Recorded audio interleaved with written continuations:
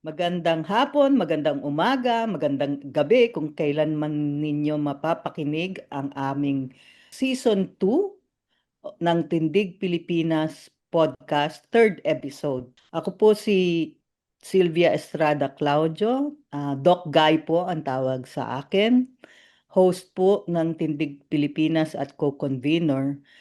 Nasanay na po tayo na ang aking co-host ay si Kiko Aquino D. Ngunit busy po ang Tindig Pilipinas. Nangako po kami na hindi kami titigil na maghanap ng paraan, balita, anong gagawin para ma-push ang ating impeachment complaint. Kaya si Kiko po, dahil mas bata yon at mas may energy, ang nakikimiting ngayon sa malayong lugar. At ako po, ang mas matandang doc guy ay pinayagang umupo sa bahay upang makipag-usap sa ating welcome back guest. At ako'y tuwang-tuwa naman po na pumayag siyang bumalik sa atin at maging guest ulit, si former congressman at Liberal Party member, mamamayang Party List member, former Congressman Erin Tanyada. Hello po. Yes, magandang umaga, magandang gabi at magandang hapon sa lahat ng mga nakikinig dito sa ating presentation ngayon dito sa Tindig Pilipinas. Hi, Doc Guy. Hello, Kong Erin. Ang title pala ng ating podcast ngayon ay Impeachment Explainer. Dahil kakailanganin po namin ang inyong political insights and also legal expertise para maipaliwanag sa lahat kung ano ba itong impeachment ulit, ano ba ang kasalukuyang tayo ng mga pangyayari, ano ba ang nakikita natin in the future. Maganda po ito kasi naging guest nga natin first time si Kong Erin nang pinaliwanag niya sa atin kung ano yung saligang batas, kung saan dito naman ugat ang ating kasalukuyang proseso ng impeachment and impeachment trial. Unang tanong, Kong Erin, bakit mali ang panawagan ng impeach Sara? Well, dahil tapos na yung proseso ng impeachment, no? If you impeach someone, the impeachment process starts in the House of Representatives. And as soon as the House of Representatives completes its process, and there are two ways to complete the process, the one way is the impeachment complaint is referred sa Committee on Justice, and the Committee on Justice will hold proceedings whether there is substantial evidence to impeach the Vice President. No, the other process is by securing one-third vote of the members of the House of Representatives. So yun yung dalawang pamamaraan kung paano pwedeng ma-impeach ang isang high official. So once that is achieved, yung isa long route, no, you will go through the Committee on Justice, and then they will vote in the committee. The Committee on Justice will make a report, and then it to the plenary, and then the plenary will get a vote, and the vote in order to impeach under the rules is 1/3. Now, to shortcut well, I don't like to use to shortcut, but that's actually what happened. In order to avoid going through the Committee on Justice, 1/3 of the members of the House of Representatives can endorse immediately the impeachment complaint to the floor, and that will be taken up in plenary, and automatically, since the number as required sa ating saligang batas is met, no, 1/3 of the members of the House, then a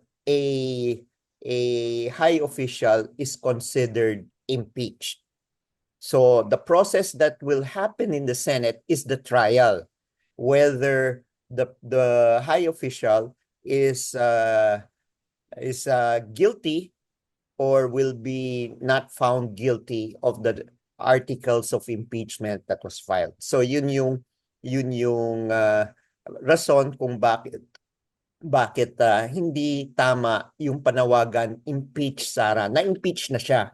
Ngayon, ang dapat na panawagan is either, syempre, litisin si Sara para malaman natin kung meron bang ebidensya na sapat para siya ay matanggal sa pwesto dahil ang trial na mangyayari sa Senado ay ang penalty po diyan lamang ay pagtanggal sa kanyang pwesto. So hindi yan ipapakulong, hindi yan papabayarin ng kahit ano, no? Pero para lang tanggalin sa pwesto at kung inaakala ng senator judges, pwede rin siyang ma-perpetually disqualify from holding any other position. So yun lang po yung sinasabi po nating penalty ng isang tao na masabi po natin found guilty ng impeachment court. So impeach na siya, kaya lang hindi ibig sabihin na guilty na siya. Hindi Hindi ibig naman ibig sabihin na sabihin pa guilty na na, siya. oo. Hindi, and innocent before proven guilty, kaya tayo maglilitis through Yes. the Senate Court. Alam ko yung kwento na yan, Kong Erin, dahil bilang isa sa grupo ng nag-file ng first impeachment complaint, naghahanda na kami na humarap sa Committee on Justice dahil akala namin kikilatisin ito.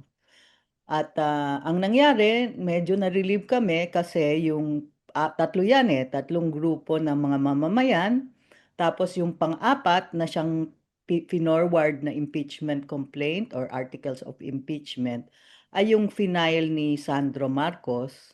At sabi mo nga, hindi na nagdaan ito sa Committee on Justice. Dumaan na ito doon sa pangalawang paraan na nakakuha siya ng tamang numero ng boto ng mga representatives at diniretso tuloy ito sa Senado.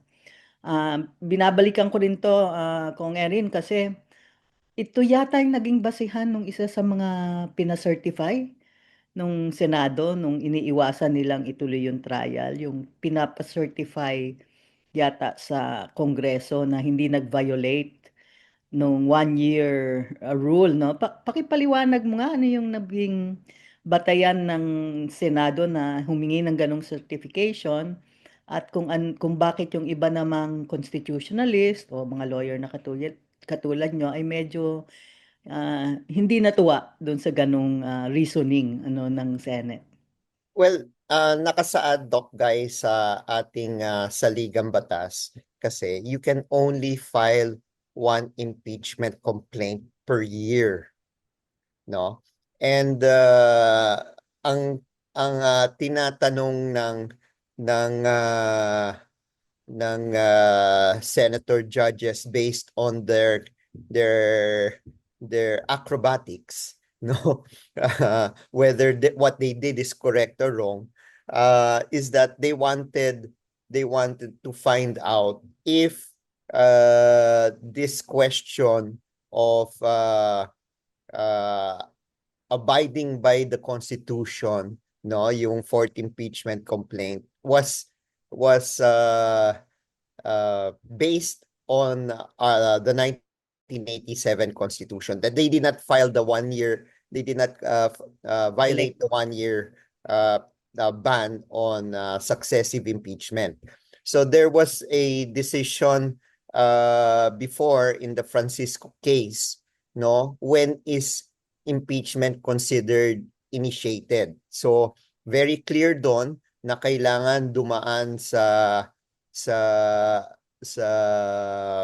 i-endorse yung impeachment complaint sa rules and sa plenary that will be considered the start of the 1 year ban. Obviously, impeachment complaint number 1, impeachment complaint number 2, and impeachment complaint number 3 was not initiated because they were not referred to the Committee on Rules and the Committee on Justice. It was held, no?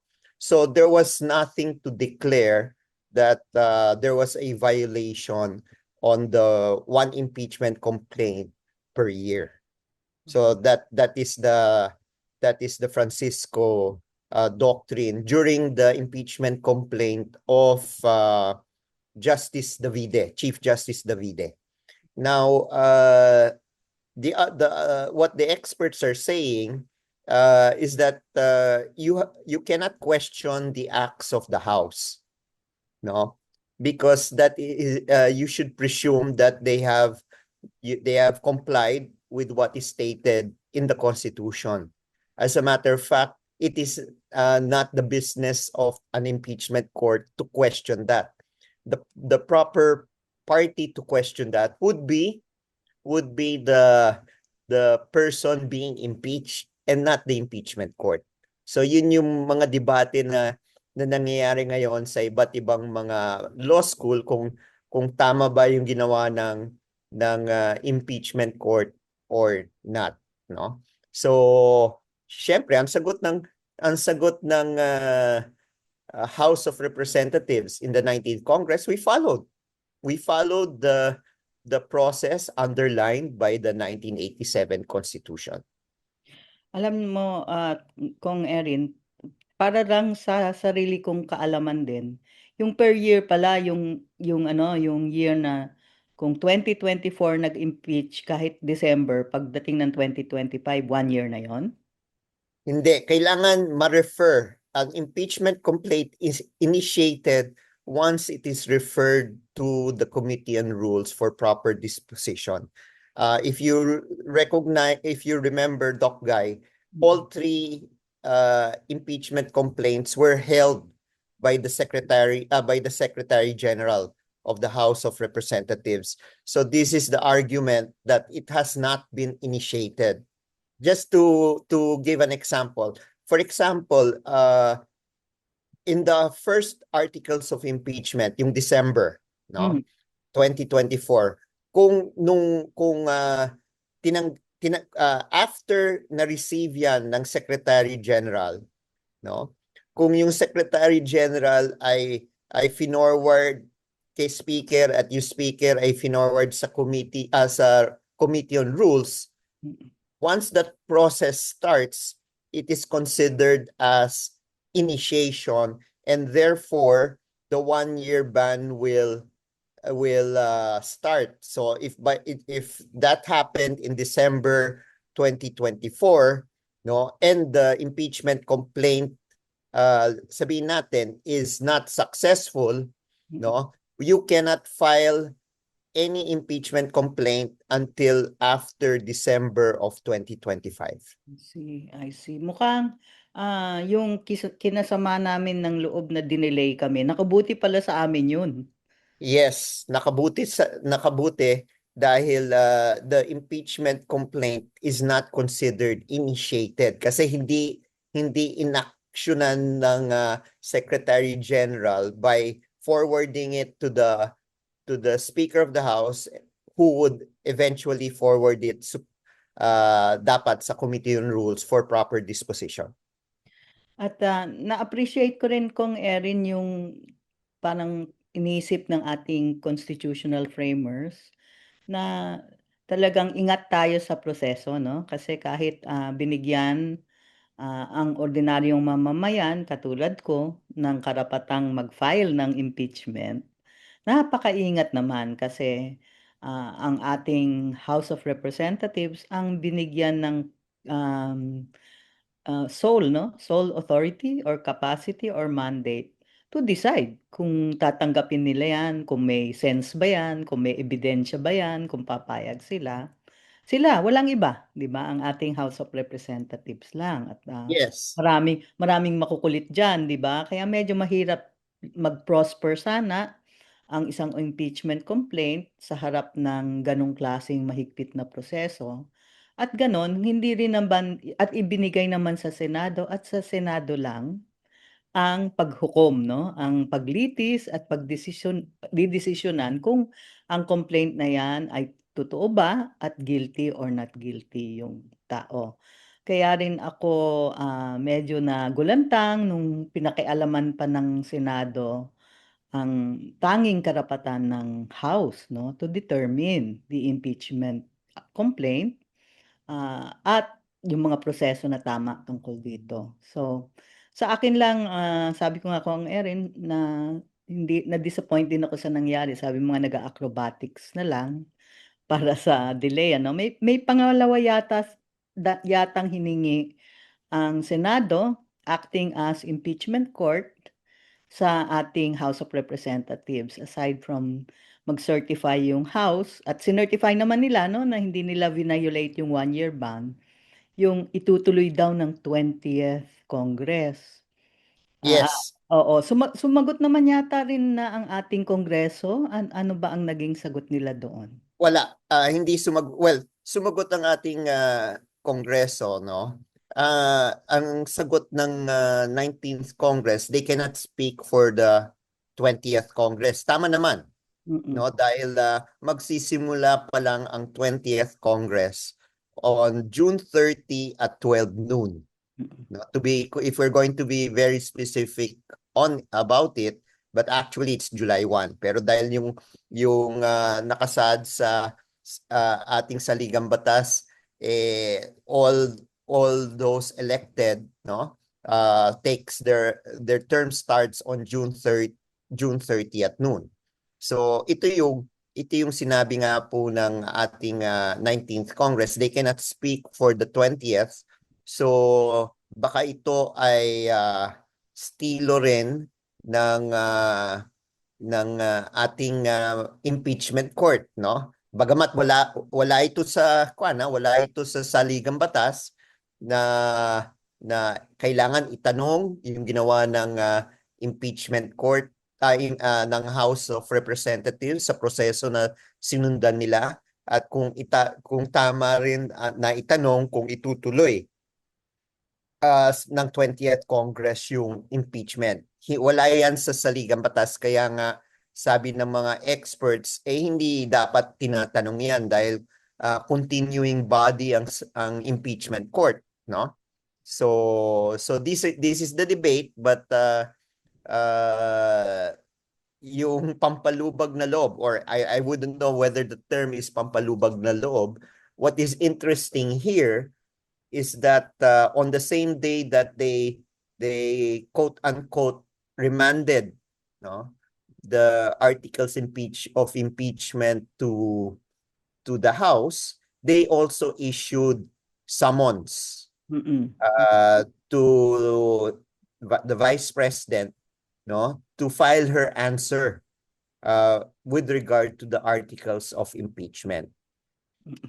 Ako ay natatawa nga ako kung Erin kasi parang the more they make circo acrobatics, the more they shoot themselves. Kasi nung tinanong nila na doon sa 19th House of Representatives kung ito pa-certify nyo sa 20th maliban sa ano yon ano kababalaghan nga yon paano magse-certify ang isang body na hindi pa nako-convene.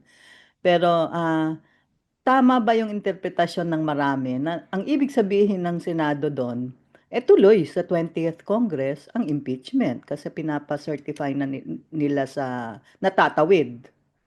In real, Doc Guy, para sa akin, the fact, dapat hindi na nga itanong yon, no? The fact that nag-issue ng summons ang impeachment court, yan na ang senyales na talagang tatawid sa 20th Congress.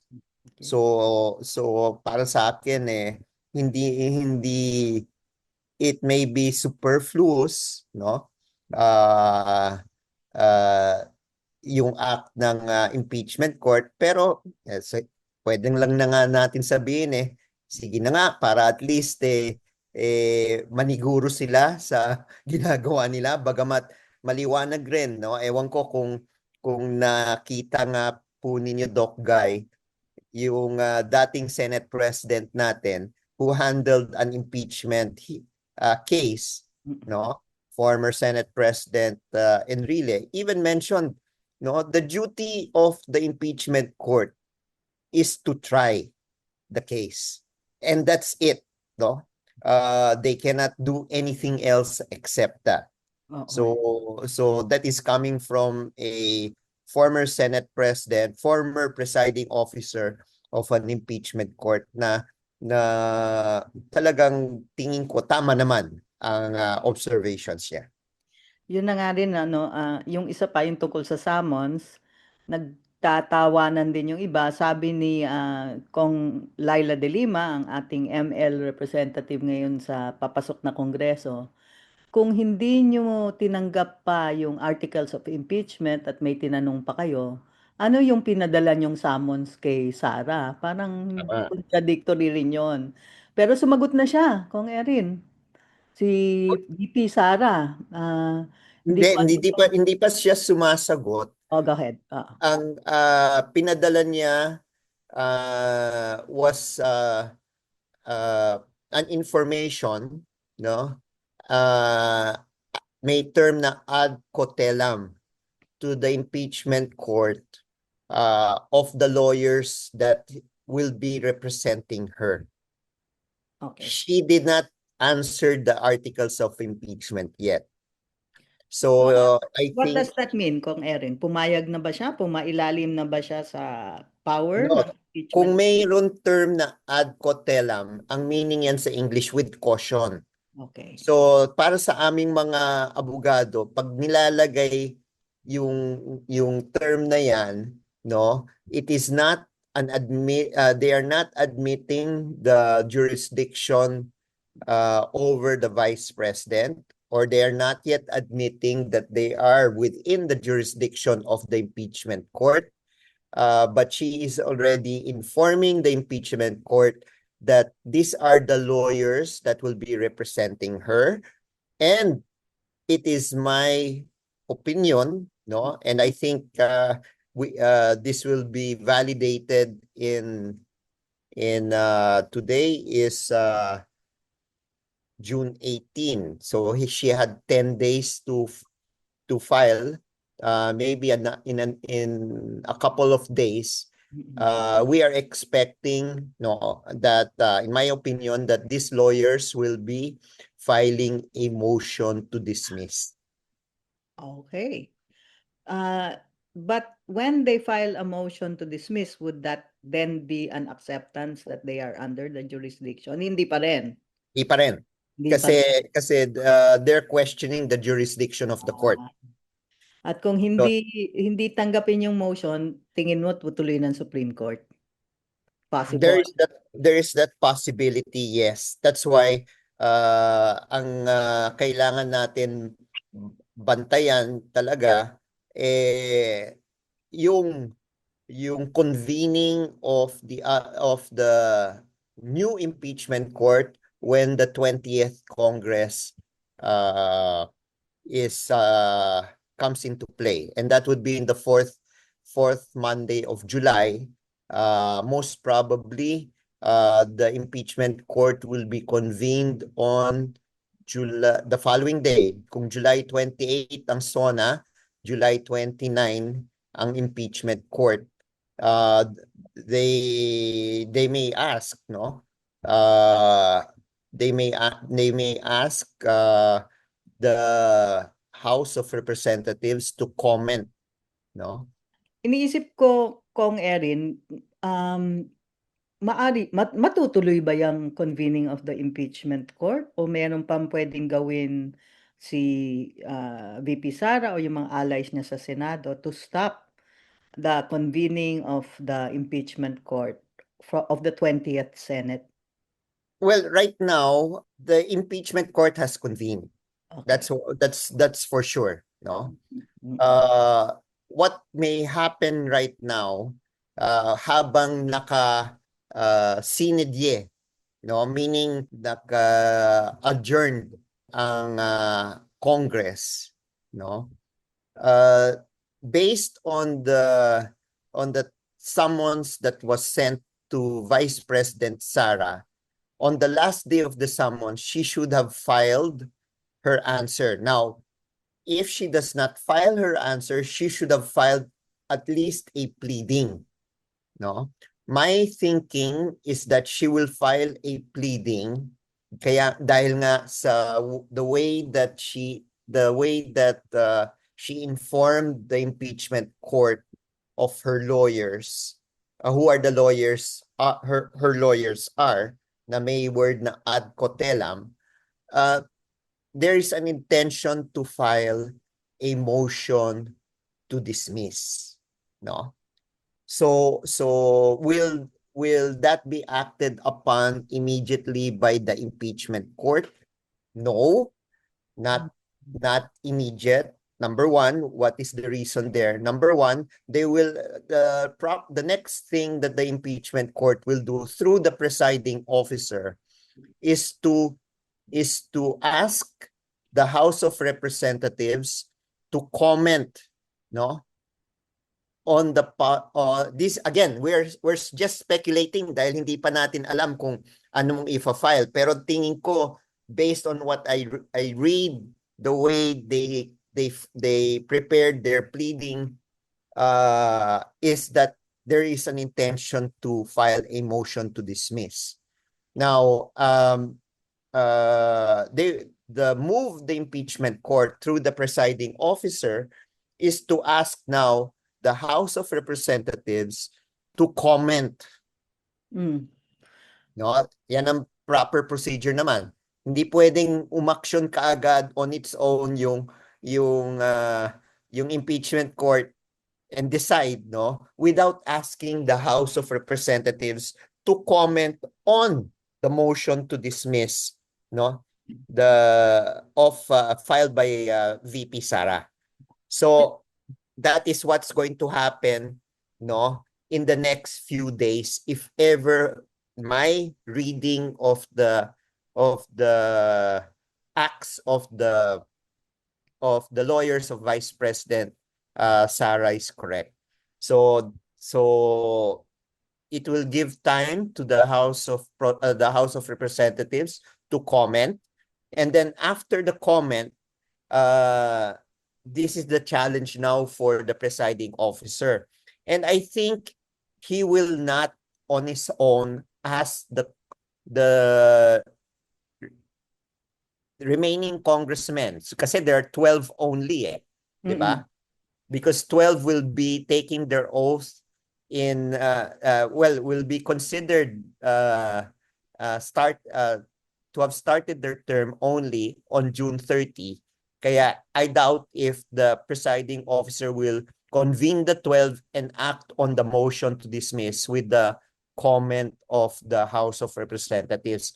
I think the the presiding officer will wait for the new members, no, the 12 newly elected senators, no, to officially take their oath as impeachment judges before they consider the motion to dismiss filed by the camp of Vice President Sara. So ang sinasabi nyo, Kong Erin, parang pagkatapos mag-file ng possibly, no, motion to dismiss ni Sara Duterte, yung ating VP, baka ano na yan, for the 20th Senate na ang mangyayaring pag-take up niyang motion na yan. Yes. At dahil parang masyado nang imposible at praning ako para isipin na hindi i-convene ng 20th ang court, no? Kasi may nasa gitna ng proseso at ang hirap naman na parang wala na lang gawin, parang deadma, legislators lang kami, hindi na kami court, hindi naman yata pwedeng, parang illogical na yata yon. No, again, the impeachment court has been convened, no? Klaro na yan sa lahat. Oo. Ngayon, ang tanong lang, and I think I would believe that the presiding officer will not, no, call for the 12 remaining senators to decide on the matter of the motion to dismiss. Ang pwedeng gawin lang ng presiding officer as soon as uh, he receives the motion to dismiss, is ask the House of Representatives to comment. Okay. Okay. Oo. That Pero is the most that he will do because magmumukha siyang katawa-tawa na yung impeachment court na kalahati lang sila, 12, yung no, magdidesisyon. magdidesisyon sa isang mahalagang issue. So Ngayon, hihintayin niya yung 12 na mag-take their oath as senator judges before they will tackle it. matanong ko sa inyo, kung ang current presiding officer ay si Senator Escudero, dahil siya naman yung naging Senate President itong 19th Senate, pagtawid siya pa rin ang magiging presiding officer ng impeachment court sa Ganit 20th? Magandang tanong yan, Doc Guy. Uh, si si Cheese Escudero remains as Senate President until the fourth Monday of July, until SONA, no? Okay. Because SONA is the first regular session of the 20th Congress, and dito sa umaga ng plenary session ng Senado at ng House of Representatives, dito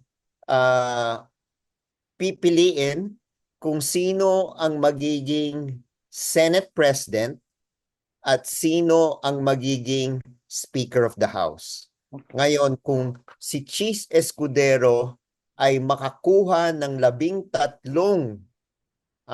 senador na papanig sa kanya, siya ay mananatiling Senate President, at dahil siya ay mananatiling Senate President, siya pa rin ang magiging presiding officer ng impeachment court.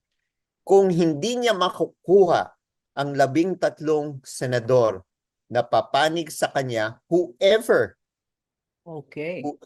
will get the 13 senators will be the new Senate President and will be the new presiding officer of the impeachment court.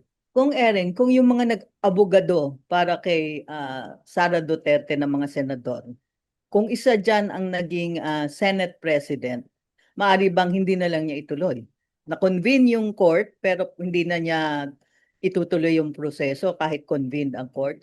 Kaya No, yan, mali yan, ay, mali kaya yan. nilang gawin kahit anong gusto nilang gawin, pero mali sa... Mali yan. Mali yan. They have to continue with the court because there are pending incidents, no? That the impeachment court has to take notice of and dispose. So dito papasok yung motion to dismiss if ever it is filed. Yan ang unang tatalakayin ng impeachment court kapag ito ay makonvene. Hindi pwedeng hindi i-convene yan dahil magmumukha rin na naman silang katawa-tawa. The most that they will do is to convene, and if they really have the numbers, no, they can move for the dismissal. They will vote on the dismissal of the impeachment complaint. Okay, so masyado na sigurong very, very, very, very thick pace kung hindi nila ituloy man lang yung proseso. Yes. Okay. Kahihiyan na ng sobra at kabastusan na pati para sa sarili. Sarili na nila ang binabastos nila kung hindi nila ituloy yan. Yes. Okay. So, So, kailangan may imprimatur na dumaan sa tamang proseso, pagbotohan para meron silang wala akong magagawa eh. Ito yung boto ng impeachment court eh. So, yun yung magiging cover nila na dumaan sila sa proseso at pinagbotohan yung motion to dismiss. marami ako narinig kong Eri na parang sayang lang ang oras, dapat nagle-legislate ang Senado. Tumitigil ba ang trabaho ng Senado na gumawa ng batas at magpasa ng mga batas habang nangyayari ang impeachment? Kasi magkaibang gawain yan. In fact, parang the same people pero different entities ang impeachment court at ang ang Senate as a legislative body, ano? Mhm. Meron tayong dalawang examples dyan, Doc Guy, no? At witness tayo dyan nung impeachment case ni dating Pangulong Erap Estrada at yung impeachment case ni dating Chief Justice Corona. Hmm. Ngayon, yung nangyari po sa dalawang impeachment case na yan, tinakda po ng impeachment court kung anong oras sila magko-convene para maging isang impeachment court. At if I'm not mistaken, nung panahon ni Chief Justice Corona, I was part of the impeachment team, no? I was the spokesperson of the House prosecution panel, and I was former deputy speaker of that Congress, the 15th Congress, what first regular session of the 15th Congress. So yung nangyari po diyan, yung umaga ng ng araw ng impeachment hearing, yan ginawa yung mga legislative functions ng Senado at yung impeachment court nag-convene yan ng alas 3 o alas 4 ng hapon. Mhm. Kung Erinta, ano, naaalala ko pa rin yan, yung hindi lang yung ano, no, naka-gown ka pag ikaw ay umuupong judge o sila ay umuupong judge, naka-gown sila. Tapos talagang ano, no, isasara kapag i-adjourn yung Senate, hindi sila naka-gown, sasabihin nila, "Oh, adjourn, tapos na tayo maging Senado." Tapos sisimulan nila yung bubuksan natin ngayon, judge na tayo, court na tayo, tapos mag-gown sila. Yes. Kaya malinaw na malinaw na kahit pareho yung tao na nakaupo diyan, ibang-iba ang parang institusyon, no, na nakatuko. Although the institution is the Senate, ibang-ibang functions yung dapat gawin ng the same people, no. Kaya ko Yes. yan bring up. I think dito nanggagaling yung paniniwala ng marami sa atin na yung kagaguhan o kabutihan, ewan ko, yung kagaguhan na lang, yung kagaguhan ng ilan sa mga senador, kapag senador sila, na pwede pa nating sabihing maayos at tatanggapin bilang gawain sa Senado. Parang hindi yata karapat-dapat kapag sila ay judge na. Isa na nga dyan yung bakit kayo nag-aabogado para dun sa nakasakdal, no? Yung nililitis, inaabogado nyo, judge dapat kayo. Anong tingin nyo dun sa ganong observation ng marami? Nasabi nga nila, yung mga senators like Bato, given na nagpakita na sila ng grabing bias, ay dapat nang mag-recuse. Well, tama po yan, Doc Guy. Ako, tingin ko hindi tama na manggaling ang isang pagre-remand, no? Wala sa katungkulan ng senator judges yan na i-remand yung articles of impeachment sa House of Representatives. That is not for the senator judges to do. Dapat, as a matter of fact, kung sabihin natin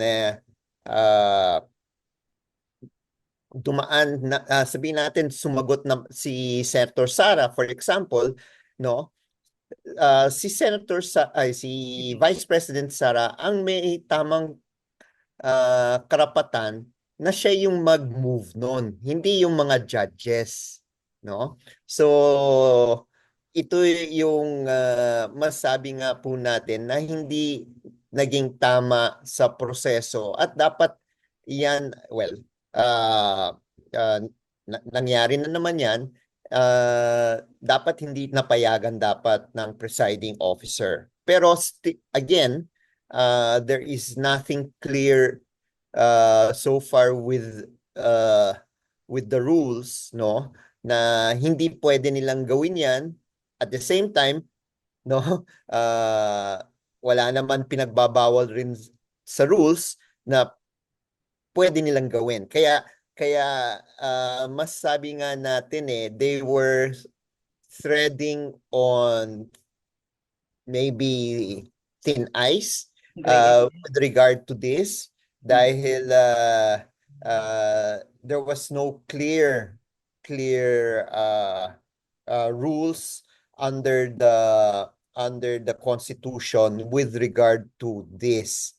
Kasi dahil anyway, pwede nating sabihin na if you look at the way it was worded, no? Hindi naman pinatay yung impeachment proceeding. Okay. Naka-convene pa rin yung impeachment court, and this was the observation made by Justice Ascuna and Justice Carpio. Okay. Kaya kaya uh, pwede nating sabihin na at the end of the day, no, nakuha pa rin yung nagawa na makonvene ang impeachment court para umpisahan yung proseso na litisin si Sara Duterte. Yung mga senador, particular siyempre si Senator Risa, si Senator Coco, pero yung sumali pang tatlo sa kanila na hindi na nag-remand, no? Ah, Bakit niyo masasabing hindi yan nagpakita ng bias? Habang sa akin, at medyo sa inyo nga ay thin ice yung gray area na yung parang nagpakita na ng bias. Especially si Senator Bato na nag-motion to dismiss or nag-resolution to dismiss, ano? Anong diferensya nun? Yung isa, hindi kaya may Yung bias yung tatlo na nagsabing ituloy yan as opposed to the senator na sabing wag nang ituloy? yung lima na bumoto laban, pwede ho nating sabihin hindi maliwanag kung may bias sila dahil ang gusto nila matuloy yung impeachment trial. Okay. Yung kay Bato naman and those who voted for the remanding, no? Kaya nga acrobatics na nangyari, pwede nating sabihin kasi kung motion to dismiss kaagad yan at ginamit yung term na motion to dismiss, yun, may bias yun. Kaya yung ginawa ng labing walo, no, na to remand, we cannot actually say that they are biased. They are just securing a confirmation from the House of Representatives, a a statement that the process that they followed was in line with what the Constitution stated. Okay. Sige, ako Kong Erin, kung mamarapatin ano, ang aking parang iniisip lang ang bias. Kung nalalaman ko na sa pinagsasabi mo, kung ikaw ay magvo-vote to dismiss or to acquit or to convict, hindi pa nga natin naririnig ang ebidensya. Kaya Tama. yung sinasabi ni Senator Risa, Senator Coco, ituloy nyo na yan. Sa akin, hindi naman ibig sabihin na bias na siya. Yeah, wala. That does not mean anything. Oo, hindi naman niya sinabing ituloy mo yan para ma-convict ko, di ba? Ang sinasabi Yes. niya na lang, ituloy mo yan, pakikinggan nila yung ebidensya, Yes. batay lang sa ebidensya, yung acquit or convict. Pero may mga salita kasi doon sa ibang senador na parang nag-abogado na nga para doon sa ating VP, yung sinasabing kahit sunugin mo pa ako, Duterte pa rin ako. Sa akin, malapit-lapit na yun ang gusto ko sabihin. O di kahit anong lumabas na ebidensya, kahit sabihin na mismo ni Sara na talagang nagnakaw ako, i-acquit mo pa rin yan kung ganyan ka kapanatiko para sa kanila, no? So, yun ang aking definition, siguro, nung bias at the moment. At sa akin talaga, pwede rin nating basahin sa mga acrobatics nila na may bias sila na parang protektahan yung BP na wag maisalang, which to me is also a bias. Anong tingin nyo sa ganong pananaw? Tama naman, pero again, inhibition is voluntary the senator judges, and even even in the courts of law, Yes. judges are given that leeway. Ngayon, kung talagang makikita ng ibang actions, then there are proper remedies to that. Ngayon, with regard to the center judges, dito kailangan ipakita ng taong bayan yung clamor sa pagbabantay, yung dami ng tao na gustong mapakinggan o makita yung ebidensya. And it is only through public pressure that these senators will feel that they are being watched. Kaya para sa akin nga sabihin natin na merong preliminary, whether rightly or wrongly, numbers that one side has over the other. At the end of the day, those numbers can change based on the evidence that will be presented in the impeachment court. Kaya dito importante ang taong bayan. Nangyari yan. Ikaw nga rin ang may kananasan, Kong Erin, nung magsimula naman yung era of impeachment trial, parang wala ring nakakaalam kung anong pananaw ng mga senators noon, ng naging judges, at sa bilang pa nga sa simula, parang hindi mai-impeach, hindi mako-convict si former President Erap, no? Pero habang lumalabas yung ebidensya, I think yung taong bayan, ang pangunahan diyan ay nakukumbinsi, "Uy, may problema talaga, may gusto kaming makita." At nung hindi nga ibuksan yung second envelope na yon na mukhang tunay na magiging ebidensya, ay nagalit na yung taong bayan when the senators voted to Doc suppress Guy, that envelope, no? Oo. Doc Guy, clarification lang Oo. wala ako nung era of impeachment. Yung Ah, tatay ko ang ay, nandun. oo nga pala. Oo nga pala. Sorry, Oo nga pala. Oo nga Bata pala. pa ako nun. Oo nga pala. That's right. Yeah. So In karanasan natin bilang mga balikan observers. natin yung Oo. Oo. 2001, Oo.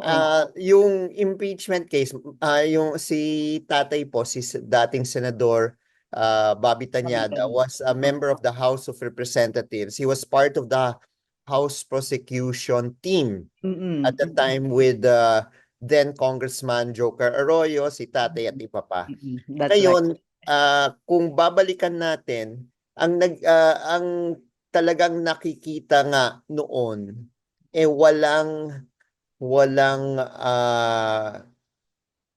boto yung pro-impeachment na grupo, or the House prosecutors did not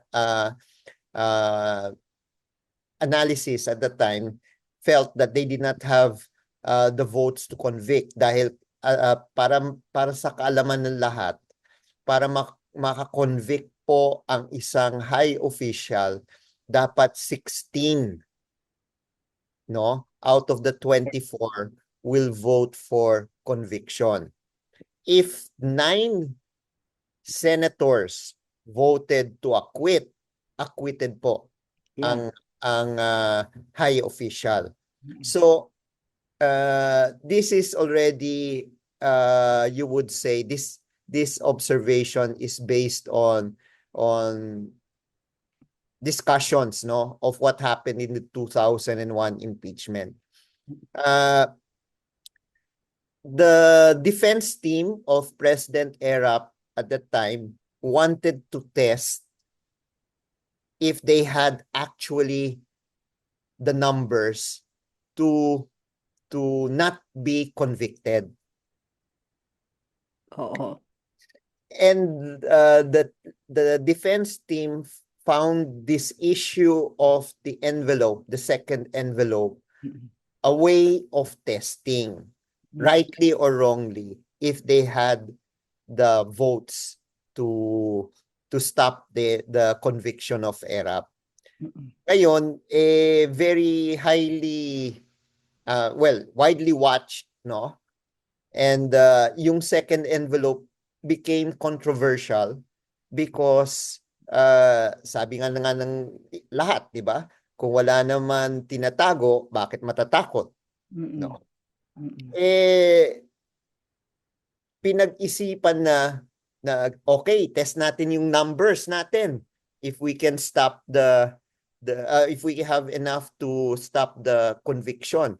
So they decided to use this as the testing ground, rightly or wrongly.